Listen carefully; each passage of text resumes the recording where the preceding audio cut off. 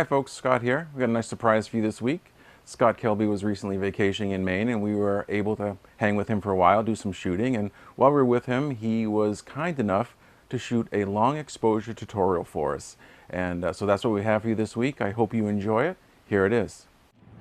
Hi everybody, Scott Kelby here, and I've got a tip for shooting long exposure black and white images. Of course, we're going to shoot in color, we'll convert it to black and white later, but there's a couple of things you need to do and a couple of accessories you need to have to make this happen. Well, not just to make it happen, but to make it happen outdoors in the middle of the day, because that's the beauty of it.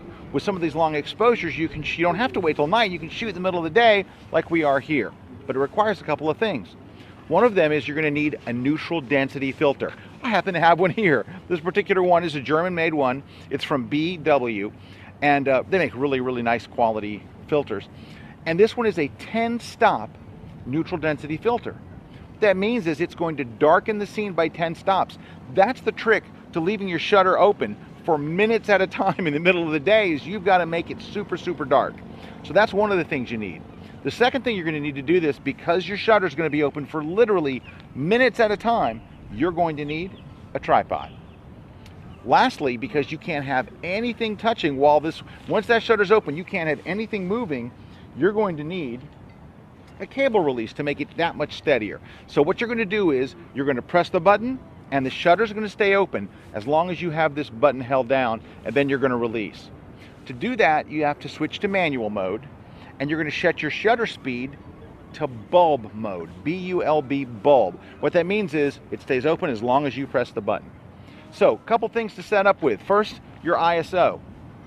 You're going to use the lowest ISO you can get away with for your camera. So for most Nikon DSLRs, that would be 200 ISO. For most Canon DSLRs, that would be 100 ISO. So we'll set that. We're in manual mode. My f-stop, I want to shoot at an f-stop that's going to have everything in focus, so f11 or higher. I'm on f11 today.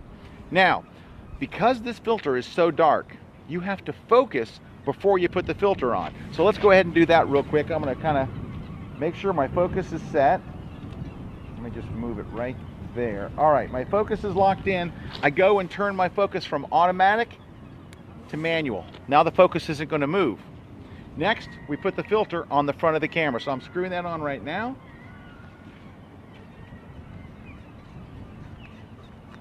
It's so dark, there's no way you can even see through it at this point because I just made it 10 stops darker. But here's the other thing. You're going to be open for minutes at a time. So what we're going to need to do is actually keep any extra light from coming in the viewfinder. From coming in the eyepiece from the viewfinder, you can pick up some ambient light. So if you have black gaffer's tape, put it over there before you shoot. In my case, there's actually a little door on this camera. I can actually close it, so now it's completely closed and no extra light's going to get in there.